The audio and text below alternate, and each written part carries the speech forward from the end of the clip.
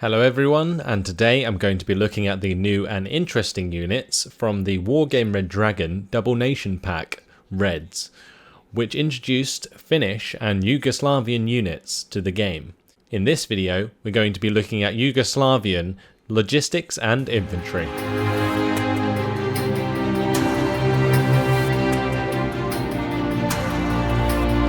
So first up we have the M1107 MKSK, and this is well, it's a boxcar, and I thought it was a pretty funny looking vehicle.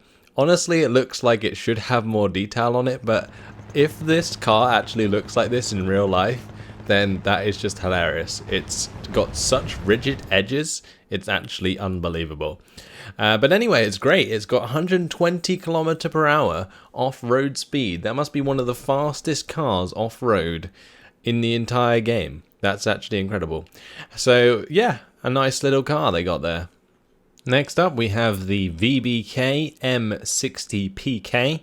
This is the new APC. It's a Yugoslavian APC as far as I know. Basically a box on tracks, and you know, does the job. It's an armoured CV for 100 points. Pretty weird looking unit, honestly. I guess it's not much weirder than other APCs that are in the game. Does come with an M2 Browning machine gun to defend itself, although if you're using that, then you're in trouble. So I wouldn't suggest getting this into any fight. It's still going to get popped by anything with some sort of decent firepower, although the armour will protect it against nearby bombs.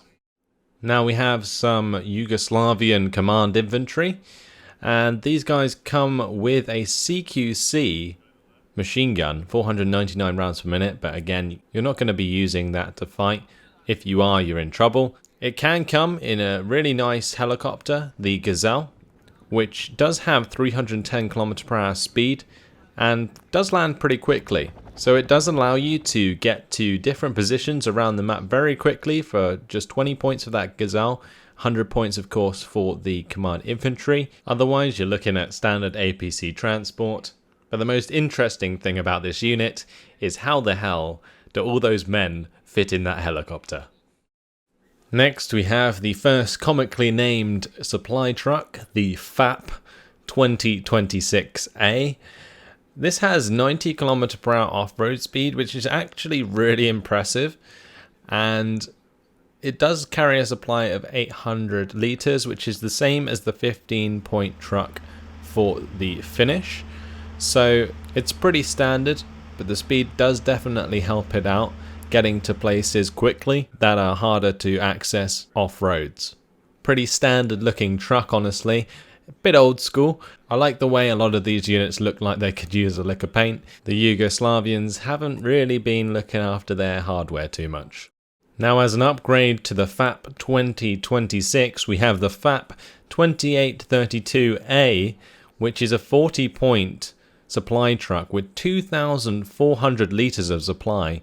That's actually an awful lot, and it still maintains 80 km/h speed, which is only 10 km/h less than the 2026. So this is definitely going to be the cargo truck of choice for Yugoslavian decks. Furthermore, it does have a strength of 10 as opposed to 5, which means that it will be less likely to be blown up by nearby bombs, although direct bombs will definitely destroy the vehicle due to there being no armour. Moving on to the infantry, we have the Mechanizovana Pez. And these guys are pretty awesome for 10 points. They have a nice submachine gun, the Automat M56, which has 240 rounds per minute. Nothing special, but for a 10-point squad, what can you expect? Then we have a M57A2AT weapon with 10 rounds per minute, 14 AP power, pretty abysmal. But what makes them so special is the M53 Sarak, which is basically an MG3, which is an 875 meter machine gun with 594 rounds per minute. That is something special, and I expect these to be a staple unit in most Yugoslavian decks. 10 strength, very nice unit. They can also come in the Yugoslavian 5-point APC. Now my second infantry choice is the Padobranki, which have an AP M44. This is the German rifle from World War II, really awesome assault rifle, the first of its kind, 533 rounds per minute, pretty awesome. And they also have a CQC M53 Sarak with the 594 rounds per minute, so these guys will chew through enemy infantry so easily. Their AT weapon lets them down just a little bit with that 10 rounds per minute and 19 AP power, but this elite squad is really going to do a lot of damage, and they'll look pretty cool while doing it. A BTR equivalent is their APC of choice, and they can also come in an MI8. Next up we have the Pause Drug, a very interesting weapon system name there, the Drug. It's an 8GM with 20 AP power, 50% accuracy and 2450 meter range. Nothing really to write home about. Not a very impressive 8GM, honestly, but what is impressive is their APC that you can see in the background.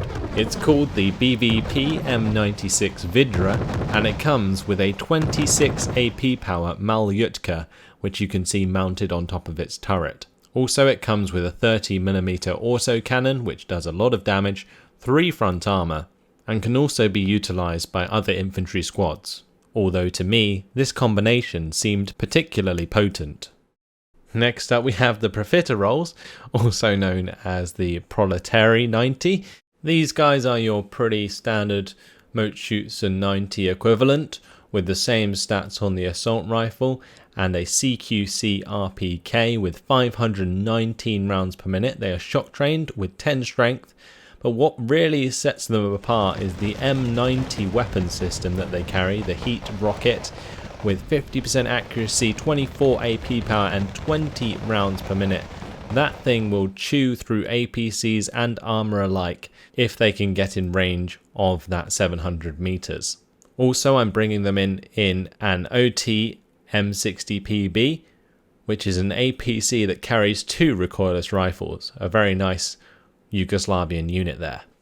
Finally, my last unit of choice is the TO, and these guys are pretty cool because they carry Thompsons, the Automat M1 it's called, but these guys are pretty abysmal for a 15 strength reserve squad, which come in a half track. Really nice units for World War II enthusiasts, but other than that I don't expect these guys to be popping out very often onto the battlefield, because that super bazooka isn't going to be doing them any favours either. And the Thompson with the 150 rounds per minute is literally going to be tickling enemy infantry squads. So unless you have a hell of a lot of these, don't expect much from them. Nice uniform, nice thematic weapons and vehicle, but that's about all they're good for. So that about sums it up for this video. I hope you've enjoyed the quick look at some of my favourite logistics and infantry units for the Yugoslavians. Make sure to keep your eyes peeled for more videos like this, and you can always hit the subscribe button to make that job easier for you. Thanks for watching, and I hope to see you in the next one.